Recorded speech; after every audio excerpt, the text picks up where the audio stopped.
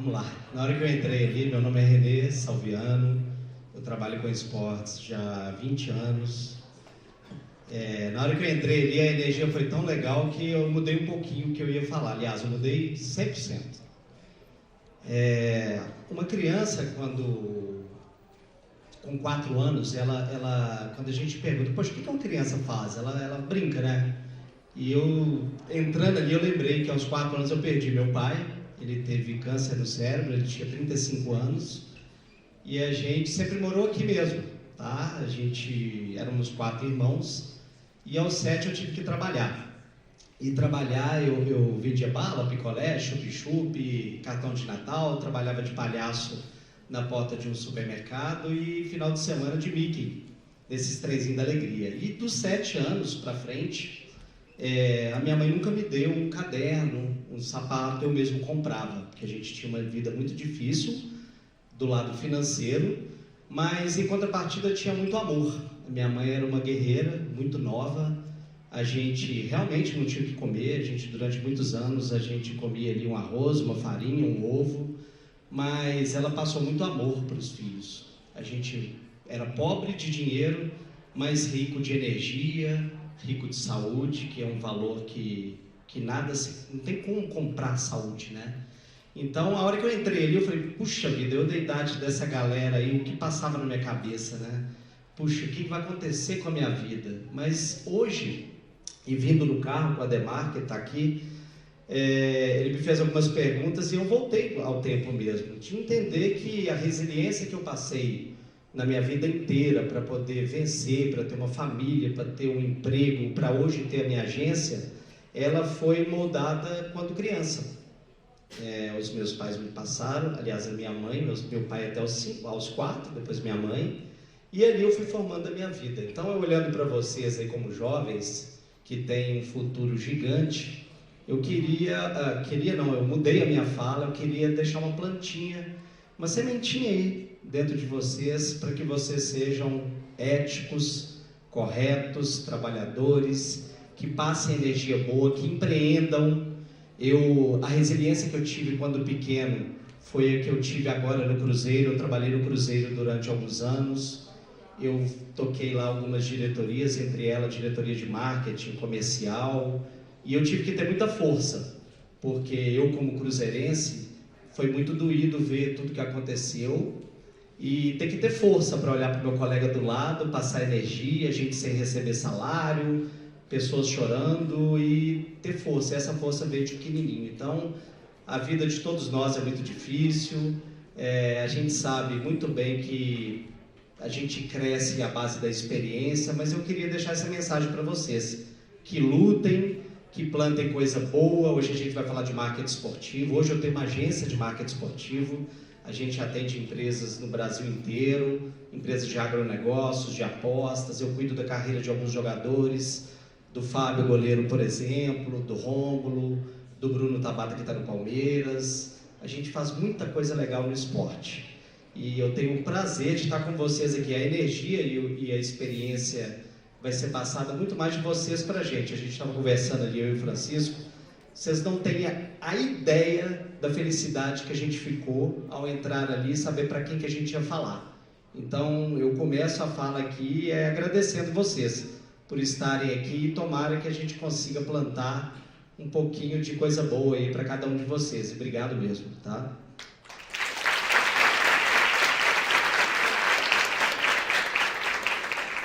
E dando continuidade, outro dia me perguntaram sobre profissionais do esporte brasileiro, e a gente sabe que ainda está evoluindo muito o marketing esportivo no Brasil.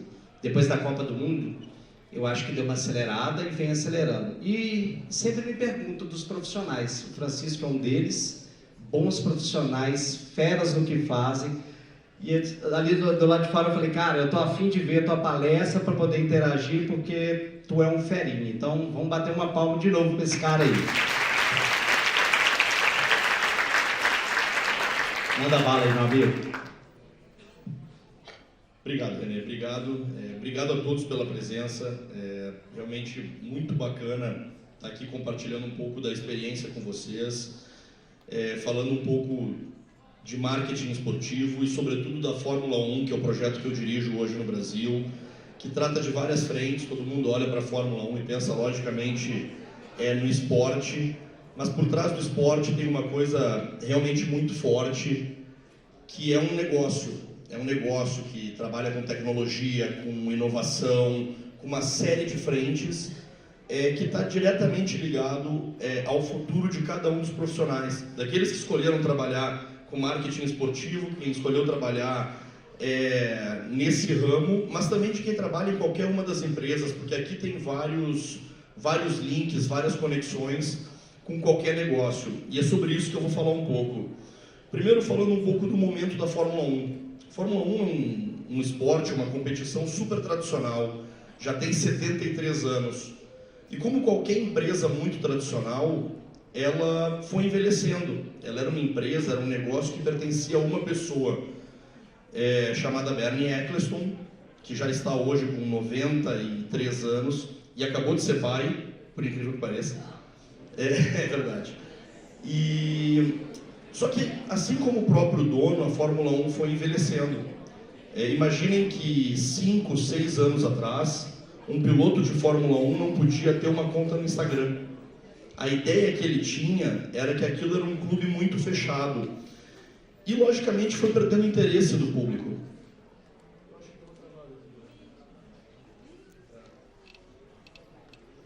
Foi perdendo um pouco do interesse do público. O público foi envelhecendo, os pais, os avós de vocês talvez ainda gostassem de Fórmula 1, mas a geração de vocês foi perdendo um pouco do interesse.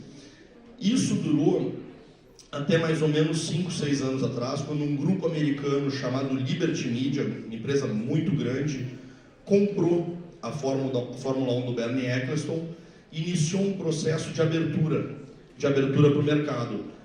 Sobretudo trabalhando em cima de conteúdo, de social, de digital, fazendo dos pilotos celebridades. Hoje todo mundo sabe quem são os pilotos de Fórmula 1. Você olha o Hamilton, o Verstappen, eles têm milhões de seguidores nas redes sociais e dialogam. E além deles, a maioria dos pilotos são muito jovens. Você pega o Russell, o Norris, eles dialogam diretamente com o público jovem. Só que isso não trata só de comunicação, porque se você não tem um esporte consistente por trás, vira um voo de galinha, né? Começa e ali na frente já cai.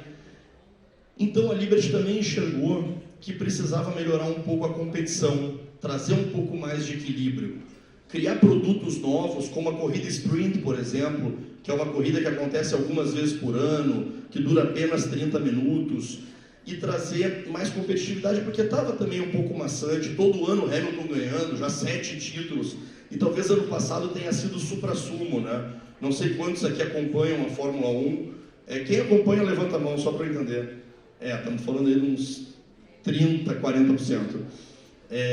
Depois a meta é deixar uns 80%, 90%, né? Ano passado o campeonato foi decidido na última volta da última corrida, foi algo assim realmente apoteótico. Então, essa competição acirrada, essa graça na competição esportiva é o que sustenta toda a plataforma de comunicação que tem por trás. E, logicamente, para começar a conversar com esse público mais jovem, teve uma grande mudança, uma grande virada na Fórmula 1, que chama-se Drive to Survive, que é uma série da Netflix, que está agora com a 4ª temporada na Netflix, já tem mais 2 temporadas, a 5ª e a 6ª, para os próximos 2 anos. Se vocês não viram, eu indico que vejam, porque é realmente incrível e mostra todos os bastidores, mostra as brigas, as intrigas, as disputas dentro da equipe e entre as equipes. Isso aqui foi o que mudou a Fórmula 1, dentre várias medidas, mas o grande marco foi isso, que fez, junto com toda uma abertura para a mídia, uma mudança, e aqui no Brasil especificamente, a mudança da televisão que transmite. Antes era a Globo e hoje é a Bandeirantes. A Globo tinha a Fórmula 1 como mais um produto na sua grade, né? Se vocês pensam na Globo, 93% do esporte na Globo é futebol. Todo o resto somado dá 7% só. Então, a Fórmula 1 era uma coisa a mais na Globo. E quando foi para a Band, virou o principal produto da emissora.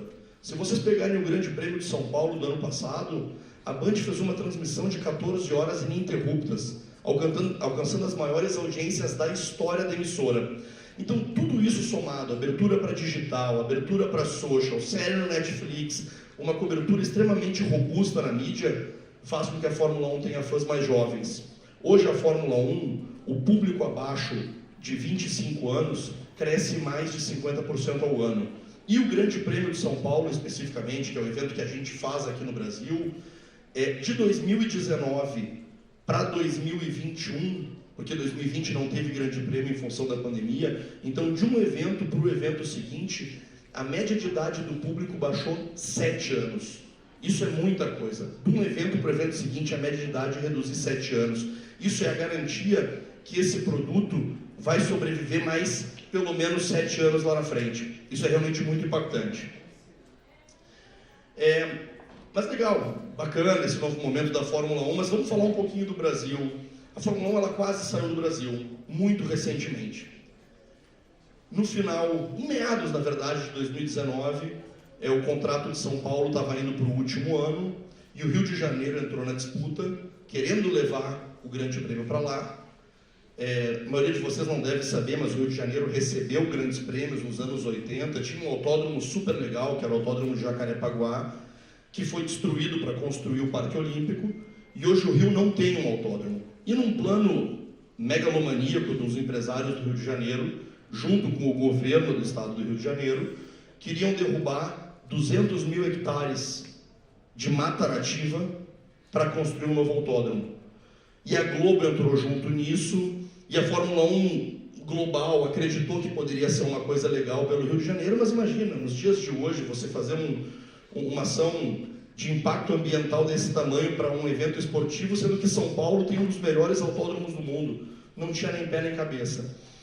Nós não estávamos à frente da Fórmula 1 nesse período, trabalhávamos com outros eventos, num outro segmento, e nós nos posicionamos ao lado de São Paulo, junto com o governo e com a Prefeitura de São Paulo, entramos na disputa e conseguimos fazer com que, no final de 2020, a Fórmula 1 renovasse por mais 10 anos, dando um contrato de 5 mais 5 anos com São Paulo, iniciando o ano passado. Eu assumi a diretoria da Fórmula 1 em janeiro de 2021 e fizemos o primeiro evento ano passado e temos aqui mais agora 9 anos pela frente. Mas por que a Fórmula 1 é tão legal? Por que ela é tão cobiçada? Por que é tão importante ter um evento desses no país?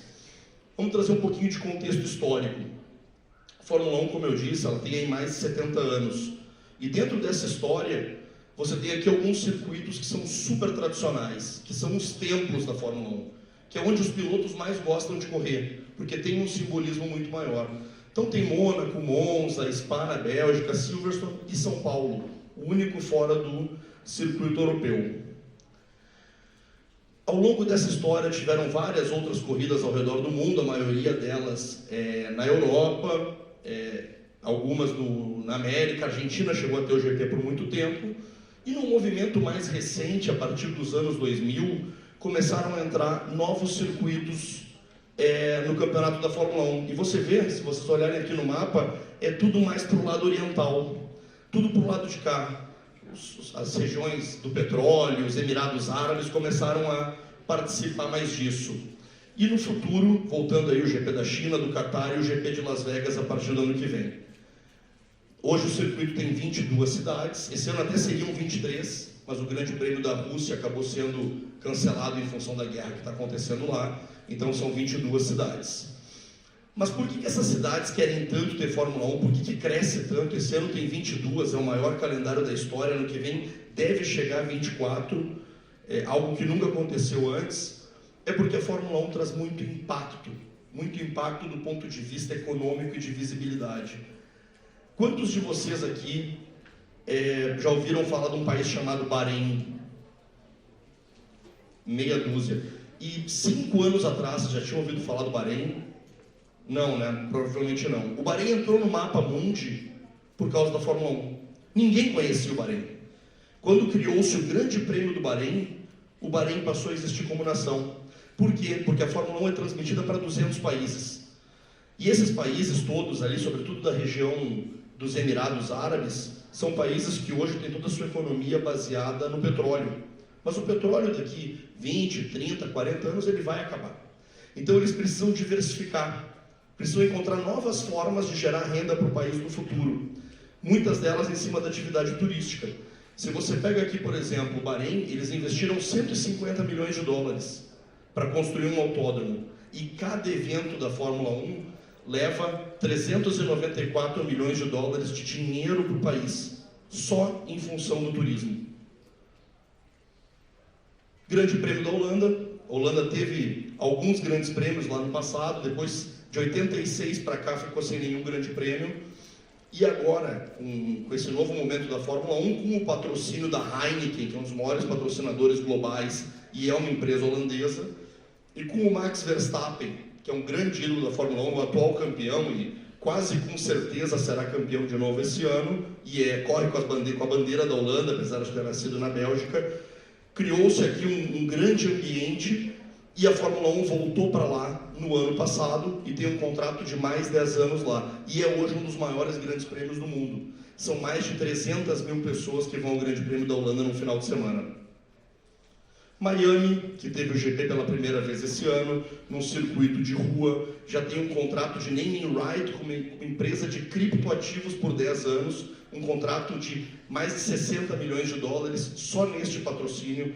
Então, assim, realmente mexe muito na economia do local.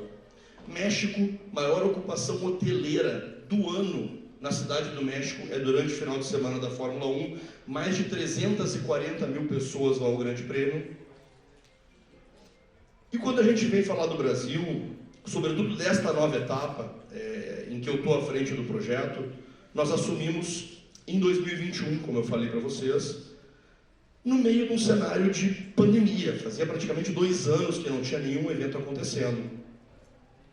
E em abril do ano passado, nós tínhamos que tomar a decisão se faríamos o Grande Prêmio ano passado no Brasil ou se pularíamos o ano. O que é muito ruim, porque você tem que investir muito para ter um evento desses, e você não realizar ele no ano, acaba trazendo um prejuízo financeiro enorme. E a nossa decisão tinha que acontecer em abril. Em abril nós tínhamos que dizer para a Federação Internacional de Automobilismo, para o governo e para todas as entidades, se faríamos uma etapa ou não. Porém, em abril do ano passado, tinha mais de 4 mil mortes por dia no Brasil em função da pandemia. Nessa ocasião, nós nos reunimos com o governo nos apresentou o plano de vacinação. Para os que não sabem, o Grande Prêmio aqui no Brasil ele acontece em novembro. O governo nos apresentou o plano de vacinação, que dava conta que em agosto, pelo menos em São Paulo, 100% da população já estaria com a primeira dose da vacina. E o governo acreditava que a partir de outubro os eventos seriam possíveis de acontecer. Então, em abril, nós tomamos a decisão, vamos fazer o Grande Prêmio. Ainda sem a liberação dos eventos, em junho e agosto, em 2 etapas, nós colocamos todos os ingressos à venda. Em junho, 40%, que esgotou em 9 horas, se não me engano. Havia uma demanda reprimida gigantesca de pessoas que estavam aí há 1 ano e meio já, querendo ir a evento e não podia, nada estava acontecendo. Uma demanda realmente muito grande. Depois, em agosto, quando ali sim tivemos a liberação do governo para 100% de público, fizemos uma nova venda de ingressos, que também em algumas horas acabou esgotando, e a gente achou, pô, legal, vai tudo acontecer, tá perfeito, o evento vai ser incrível.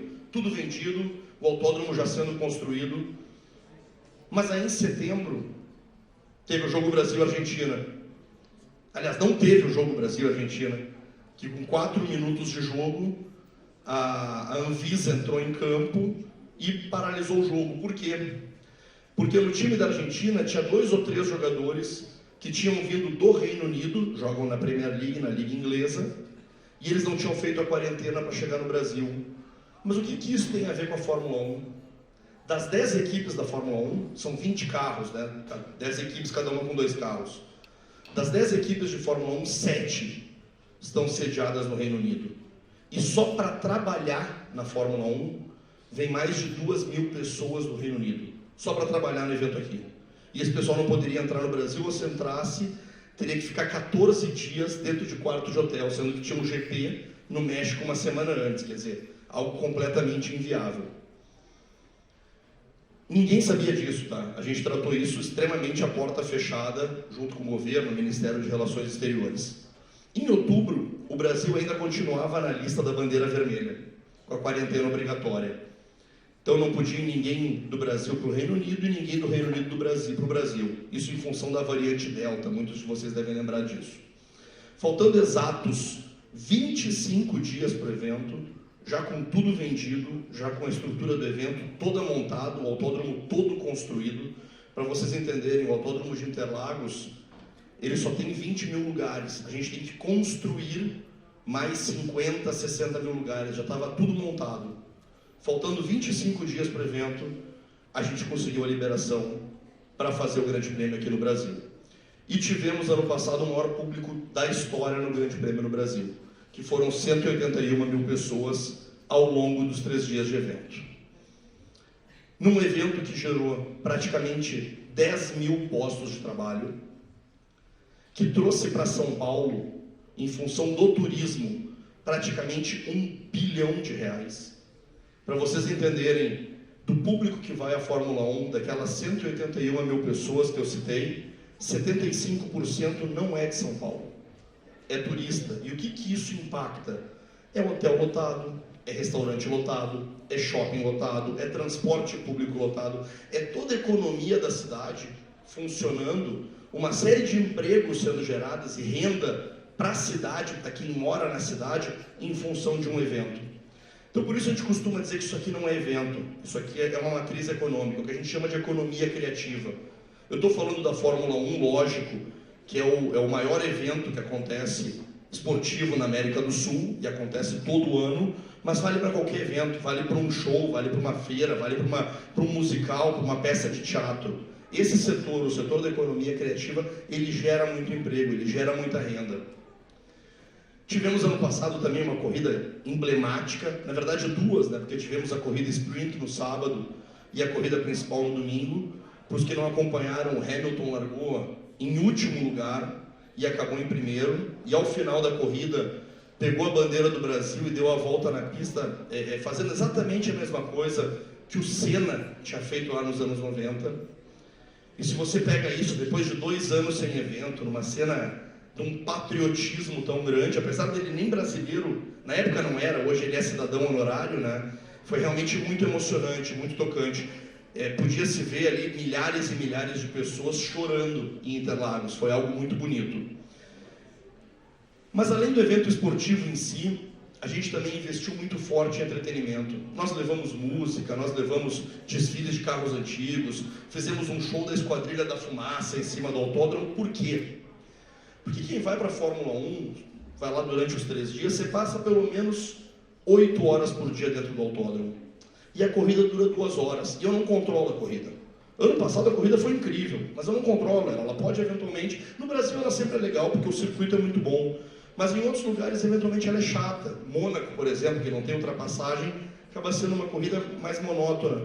Essas 2 horas eu não controlo. Mas as outras 6 horas do evento, que o público está lá dentro, eu controlo. Então, se eu entrego entretenimento, se eu entrego diversão, se eu entrego música, eu tenho certeza que o público vai sair de lá satisfeito, com vontade de voltar. E não à toa, a gente fez uma pesquisa, a gente fez 3 pesquisas ao final do evento, e o nível de aprovação, a gente chama de NPS, tá? O Net Promoter Score, como o pessoal avalia o evento, foi de 97. Isso quer dizer que 97% das pessoas que estavam lá tinham intenção de voltar no ano seguinte. O Renê trabalha muito tempo com isso é uma coisa que é praticamente impossível de uma empresa, de uma marca, de um evento alcançar. Além disso, o evento chama-se hoje Grande Prêmio de São Paulo. Isso traz para São Paulo um retorno de imagem de mais de 300 milhões de dólares. O que isso quer dizer? Se São Paulo fosse comprar propaganda no mundo inteiro, ela teria que gastar 300 milhões de dólares para ter exposição que ela tem com a Fórmula 1. Por quê? Porque é transmitido para mais de 200 países. Durante a semana da Fórmula 1, São Paulo foi a 3ª cidade do mundo mais pesquisada no Google. Então, além daquele impacto econômico, daquela geração de emprego, isso aqui é garantia que, pós-evento, a Fórmula 1 vai seguir gerando muitos frutos para a cidade, para o estado de São Paulo e, logicamente, por consequência, para o Brasil. Em 2022, que é o ano que nós estamos, e agora a há pouco menos de 60 dias do GP. O Grande Prêmio acontece aqui em São Paulo nos dias 11, 12 e 13 de novembro. Os ingressos estão 100% esgotados e a gente vendeu todos os ingressos em 30 horas, em dezembro do ano passado. Lembra que eu falei que 97% ao final do evento disse que queria voltar, ficou satisfeito? Acabou o evento, René. 2 semanas depois nós abrimos a venda para esse ano e esse foi o resultado. Só que muito além disso, a gente conseguiu, através de um projeto de engenharia, crescer 25% o tamanho do autódromo para esse ano. Então, se ano passado a gente teve o maior público da história de Interlagos, com 181 mil pessoas, esse ano nós ultrapassaremos 225 mil pessoas. E com uma outra coisa que é super legal, que esse ano a gente tem confirmada novamente a Sprint Race. Das 22 corridas que eu mostrei para vocês que acontecem por ano, só 3 tem a Sprint Race. Então aqui em São Paulo, aqui no Brasil, é um pouco diferente do resto do mundo. Aqui a gente tem os treinos na sexta, a gente tem corrida no sábado, tem corrida de novo no domingo. E num ano muito especial, que é o ano que a Fórmula 1 completa 50 anos no Brasil. Esse ano é o 50º Grande Prêmio aqui. E a gente está preparando uma coisa muito especial. Eu não contei para ninguém ainda, vou falar pela primeira vez aqui. A gente vai fazer uma exposição no Parque do Ibirapuera, em São Paulo, com todo o acervo histórico dos 50 anos da Fórmula 1, aberto ao público. Detalhe, até colaborar um pouquinho. A função que o Francisco faz, imagina quando você faz um evento, imagina o impacto que tem isso, até na captação de criar novos negócios, que eu estou vendo ali, NFT, ali, obviamente, eles estão pensando em receitas novas e comunicar com o público ali, obviamente, mais novo. Então, ou seja, imagina a função do Francisco, que é fazer algo que a partir da pandemia, os patrocinadores começaram a questionar. Viraram e falaram, peraí, tem que ter uma cláusula aqui, porque se não acontecer o evento, eu não vou te pagar. E pior, antes a gente, dependendo do evento, Fórmula 1, você pode captar antes, para daqui a 2, 3, 4, 5 anos. Quando se fala de name rights, a gente está falando de dar um nome a um evento. E dar o nome a algum espaço, ele demanda anos para poder pegar, para fixar. Então, ou seja, imagina a função dele, que é trazer dinheiro novo, trazer projetos novos, mas que o patrocinador senta na frente dele e fala, tá, e se não acontecer? Antes não tinha isso. Não tinha essa de ficar 1 mês, 2 meses sem ter um jogo de futebol. Ele ia acontecer, ia ter as férias dos jogadores, eles iam voltar, fazer pré-temporada e acontecer. Fórmula 1, quem imaginaria que não vai ter Fórmula 1? Não existe isso, mas agora sim. Agora a gente senta numa mesa de negociação e a marca do outro lado vira e fala, e se não acontecer? Eu vou te pagar só depois do evento. Ou seja, mudou tudo, né, Francisco? Não, mudou completamente essa dinâmica, completamente. E cara, você está coberto de razão, né? 2, 3, 4 anos atrás, e em qualquer negócio, em qualquer evento, jogo de futebol mesmo, era impossível imaginar algo assim. E isso acontece em todas as reuniões, com todos os patrocinadores, com todos os clientes corporativos. Uma das questões que sempre aparece na mesa é, e se o evento não acontecer? Então, também por isso, a gente cria outros modelos de negócio. Em função dos 50 anos que a gente está celebrando esse ano, acabamos de lançar uma coleção de NFTs, faremos entre os meses de outubro e novembro uma grande exposição. Eu estou falando em primeira mão isso aqui, porque, cara, vai ser uma coisa que nunca foi vista no mundo, com carros de verdade de Fórmula 1 que correram no Brasil, capacete, sessão de autógrafo de ex-pilotos, uma série de coisas assim, realmente incríveis.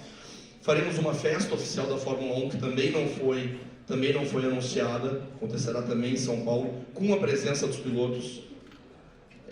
E por fim, dentro do autódromo, que é o principal negócio, além da corrida, muito entretenimento. Muita música, muito show, desfile de carros, outras categorias esportivas correndo, justamente para que a gente consiga trazer cada vez mais impacto, melhorar a geração de emprego e renda através de toda essa economia criativa que, num primeiro olhar, parece que é simplesmente um evento, mas que, logicamente, é um negócio muito maior que isso.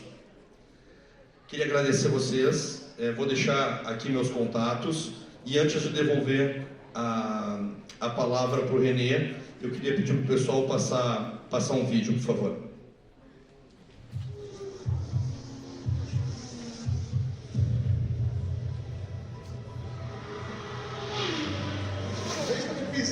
já me deu uma descarga de adrenalina, hein? Você arrepia, cara. Você arrepia. Eu gosto de ficar na coisa do automobilismo, eu gosto de Fórmula 1. O pessoal sai daqui renovado. Palavras não descrevem o que é isso aqui. Eu considero o melhor evento que tem no país hoje. Não é só corrida, um monte de coisa acontece. É realmente um dia histórico para todos nós. O patrão vai tentar o bote. Vem por fora Hamilton. Faz a ultrapassagem. Faz a defesa. Hamilton sensacional. Hamilton espetacular na subida. Lewis Hamilton sensacional. Vitória espetacular de Lewis Hamilton. Ele vibra muito e levanta o povo na arquibancada.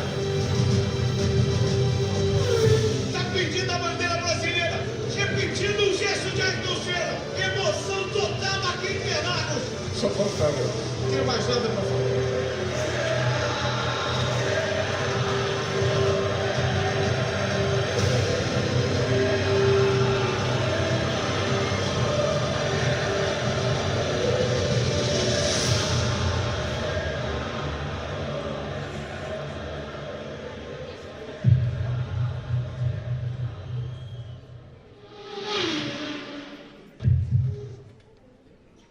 Muito obrigado.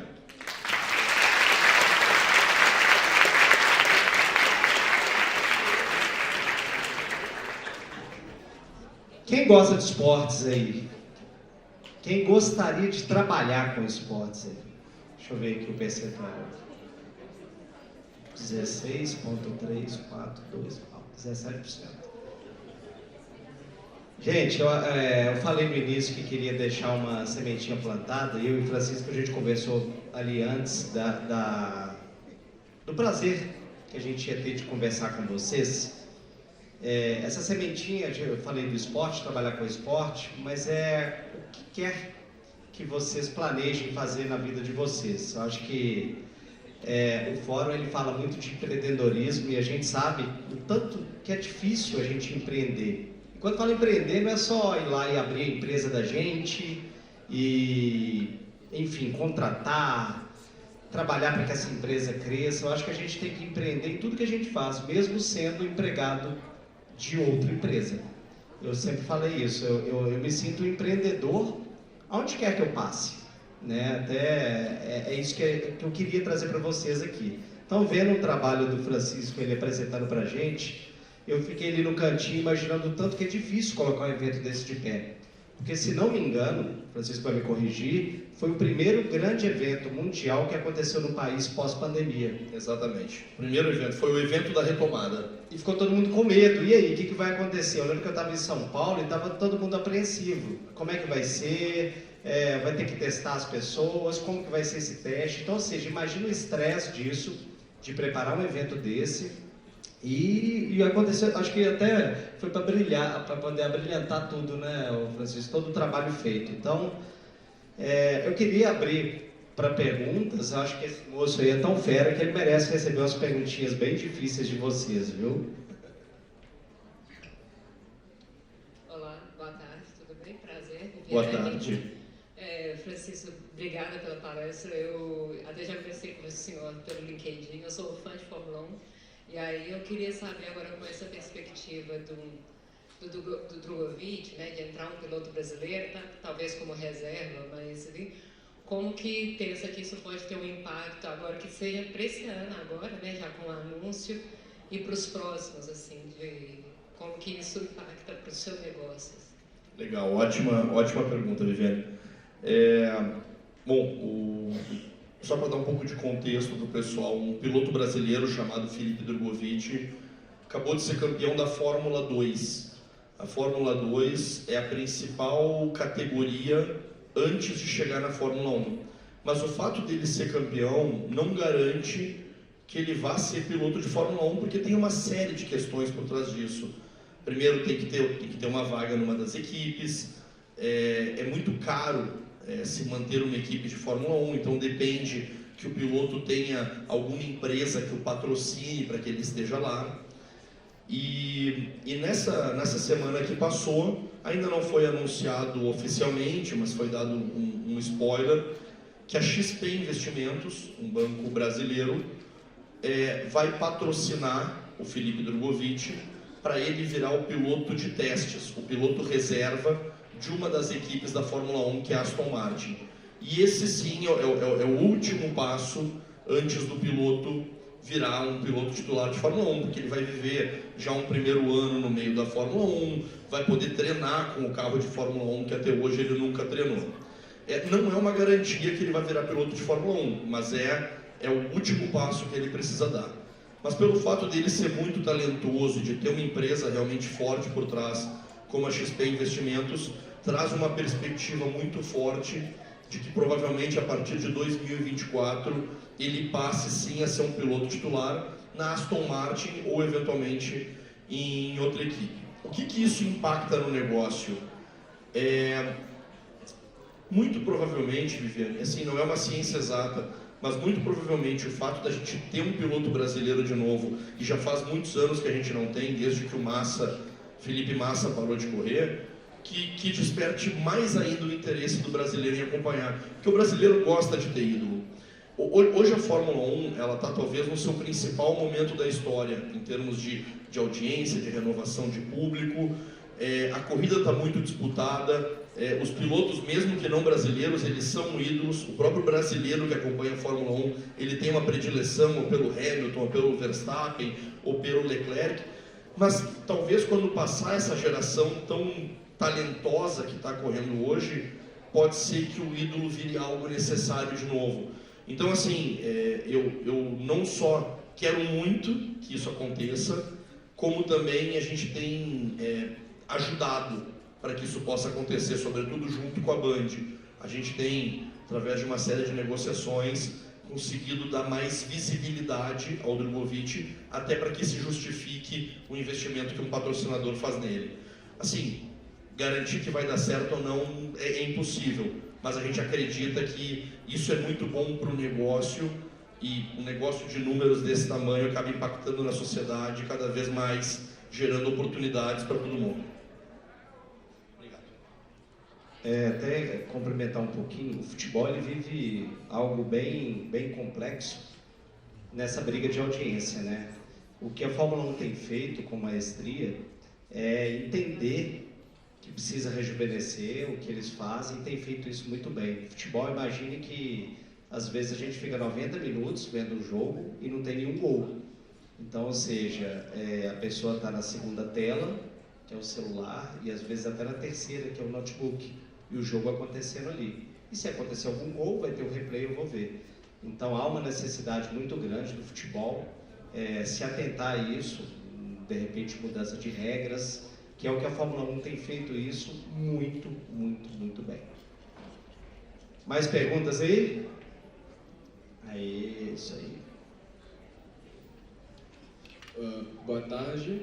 Eu queria saber se o circuito de São Paulo está preparado para novas demandas que a Fórmula 1 está tendo. Por exemplo, estão chegando novos circuitos de rua em países do Oriente que também a própria FIA está procurando modernizar os circuitos. Tipo, esse ano teve coisa na Bélgica que teve uma parte lá que foi remodelada, porque antes era muito perigoso. E Interlagos está preparada para aderir a essas mudanças também, e preparada para conter o maior número de pessoas que estão indo para os circuitos, tipo, evitar que eles fiquem superlotados, que eles não tenham acesso ao entretenimento, que é a corrida, os shows e também a comida? Legal, ótima pergunta. E assim, essa pergunta é realmente muito importante, porque vários dos circuitos, quando eu mostrei aquele mapa mundi aqui, mostrava um monte de novos circuitos no Oriente, são todos lugares muito modernos, né? Circuitos que foram construídos nos últimos 10, 20 anos. E Interlagos é um circuito que já tem 80 anos, é um circuito super antigo. O que, por um lado, é bom, porque o esporte está muito ligado à tradição, e aqui até uma dicotomia, né? Porque a gente fala de inovação, fala de tecnologia, mas no esporte a tradição é muito importante. E os pilotos, eles são apaixonados por Interlagos. Os pilotos da Fórmula 1, eles têm 3 ou 4 circuitos prediletos, todos, e Interlagos está entre eles. Então isso é muito bom de Interlagos. Mas por outro lado, tem dificuldades, porque é uma estrutura antiga, com um acesso difícil, é um pouco afastado da zona central da cidade. A gente tem feito muita reforma, muita obra, e a própria Prefeitura de São Paulo, que é a dona do autódromo, o autódromo pertence à cidade de São Paulo, tem feito uma série de intervenções. E tem uma obra muito grande, que aconteceu já nos últimos anos, e uma nova obra que vai acontecer de ampliação da capacidade. Então, assim, sem sombra de dúvidas, o autódromo já está para esse ano e estará para as demandas futuras preparado, em termos de público e de experiência. E do ponto de vista de segurança, Interlagos assim, não perde para nenhum autódromo do mundo, em termos de segurança, de área de escape, tanto que Fórmula 1, enfim, um esporte que invariavelmente acaba tendo acidente, mas você nunca vê acontecer uma coisa eventualmente mais grave em Interlagos. Então, sim, está preparado e, além disso, está melhorando para os próximos anos também. Pergunta. Aproveita o homem aí, gente. Aproveita o homem. Boa tarde, Francisco. Primeiro, queria te agradecer pela palestra. Eu gostaria de saber que alguns pilotos da Fórmula 1 eles são bastante ativos politicamente e algumas das opiniões são até conflitantes com as da gestão da Liberty. Eu gostaria de saber como isso afeta a gestão de vocês, quais são as medidas que vocês têm que tomar. Legal. Boa pergunta. Diferente essa, né? Como é que é teu nome? Henrique, legal. Boa pergunta, Henrique. O que acontece? Uma vez que você dá audiência, que você dá visibilidade para os pilotos, você vai lembrar do que eu falei lá no início da apresentação, que 5, 6 anos atrás ele não podia ter uma conta no Instagram e hoje eles são popstars, você está dando visibilidade. E ele tem a sua própria visão, ele tem as suas ideias e faz parte do jogo. Já era assim no passado, só que era menos visível. Se você olhar, por exemplo, alguns vídeos antigos da Fórmula 1, você deve ser fã, porque pela pergunta que você fez, imagino que você acompanhe bastante. Se você olha alguns vídeos das reuniões da FIA no início dos anos 90, isso está disponível no YouTube, você vê uma reunião que o Senna está discutindo, botando o dedo na cara dos caras dos delegados de prova. Então isso sempre aconteceu, as coisas sempre foram controversas. O que acontece é que no mundo atual existe muito mais visibilidade. E assim, acho que todas as opiniões, logicamente, têm que ser respeitadas. A Liberty tem uma diretriz muito clara, do ponto de vista do esporte, junto com a FIA, do ponto de vista do entretenimento, que é o que está dando uma ampliação para o negócio, e principalmente, e é um pilar muito forte, do ponto de vista de ESG. E geralmente muitas das opiniões vão nessa linha, mas hoje, eu, por exemplo, como executivo da Fórmula 1 aqui no Brasil, eu sou obrigado a assinar como pessoa física um termo de compromisso de ações de ESG. Então, assim, não é aquela coisa para inglês ver, não é aquela coisa para aparecer, para usar como plataforma de comunicação, não. É realmente real, é algo que está sendo e que cada vez mais será posto em prática.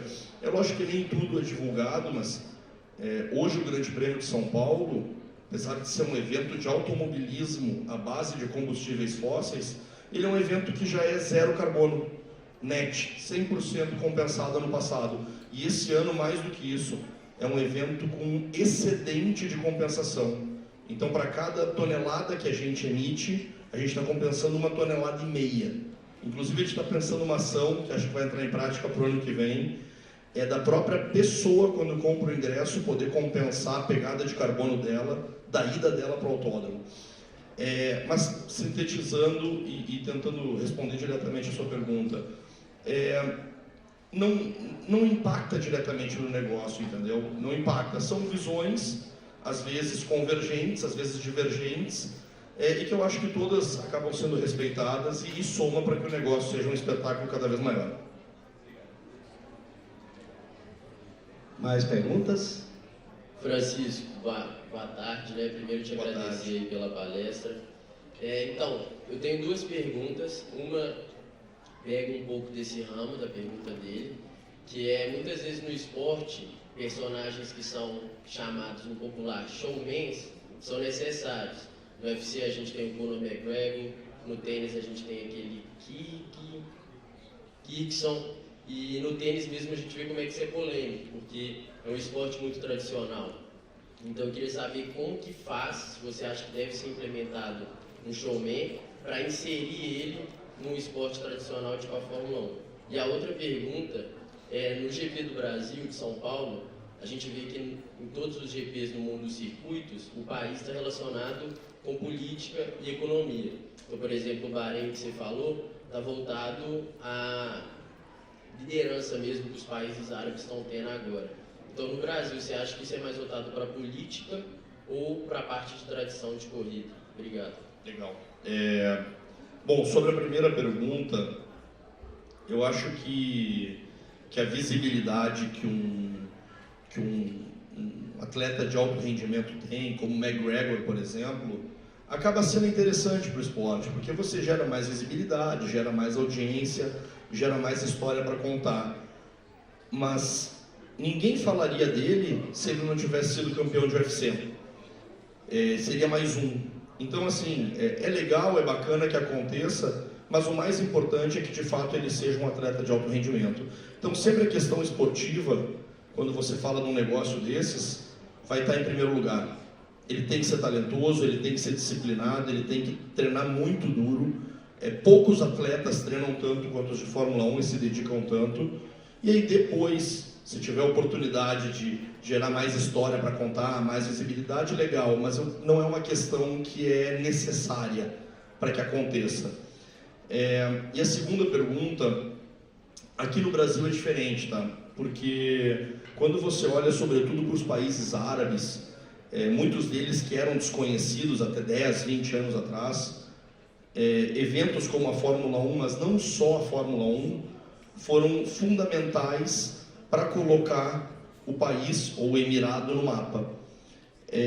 O Brasil não precisa disso. Aqui no Brasil, o evento ele acontece muito mais, apesar de ter um envolvimento muito grande do poder público, mas ele acontece muito mais por uma iniciativa privada, por uma empresa, que é a que eu estou à frente hoje, que faz acontecer e que bota de pé, e o ente público acaba se beneficiando em função do turismo, mas é uma dinâmica um pouco diferente. Aqui não é o governo que bota o evento de pé. Aqui não, é uma empresa que faz o evento ligado à Fórmula 1 e a sociedade se acaba se beneficiando disso. Entendi, Obrigado. Acho que a gente está chegando, infelizmente, ao final. A gente conversou ali no cantinho, né, Francisco? Não estava no plano, né? Não está no plano, mas eu quero saber o seguinte: tem alguém fazendo aniversário aqui hoje? Eu fiz sexta-feira. Não tem? Que fez ontem, vale sim. E dia 3? Então vem cá, eu quero ver. Tem que mostrar o documento, né? E anteontem? Vai chegar no dia 13 aí, ó. Nem dia 14, dia... E aí? Dia 13, então. Dia 13 e dia 12. Tem? Então, dia 13, então. O nosso amigo Francisco vai dar um presentaço para essa pessoa.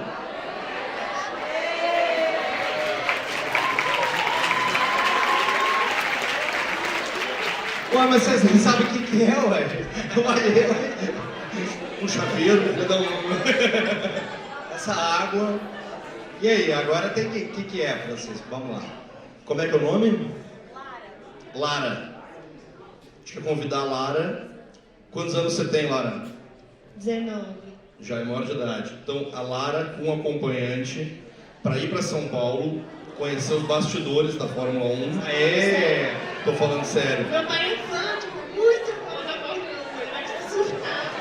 Então, você e o acompanhante, para ir lá para São Paulo, vocês vão conhecer os bastidores, vocês vão visitar o autódromo e no dia 7 de novembro vão participar de um curso que a gente vai dar, que é o GP São Paulo Academy, onde a gente fala de todos os bastidores da Fórmula 1.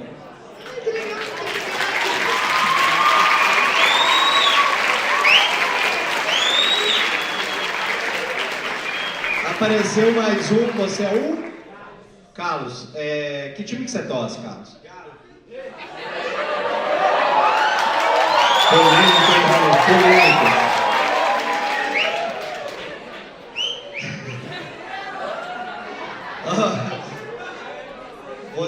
Eu vou te fazer um convite então. Eu vou pegar uma camisa do Atlético, assinada pelo Hulk,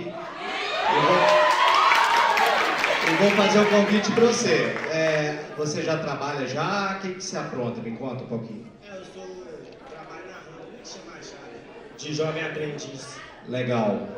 E aí eu vou te levar para conhecer o bastidor lá do Mineirão, aí você leva uma pessoa para assistir lá no camarote o jogo do Atlético, fechou?